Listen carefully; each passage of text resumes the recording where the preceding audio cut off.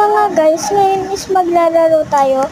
Ang pipili lang tayo ng parang masyadong Pilipina. Ganon mga auntie ko. At pipili lang tayo ng mukha dyan. Kasi yung una, buhok, diba? Tapos yung kulay natin is ganyan. Kasi yung mga Macarena, mga Pilipina, hindi masyadong maputi, diba?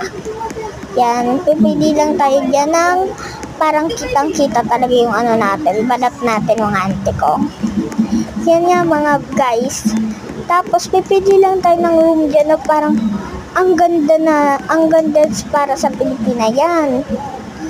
Yan, akala ko hindi pa ako dyan smooth, kaya ginanong ko na agad at tumayo na ako kasi akala ko may iba pang posisyon kasi ayoko nun, di ba, kabuka ko nila. Yun, tapos tinry ko lang sa phone. Tapos parang pinicturean ko lang siya on para meron akong remembrance para dyan. Ayan no, pinicturean ko kasi nga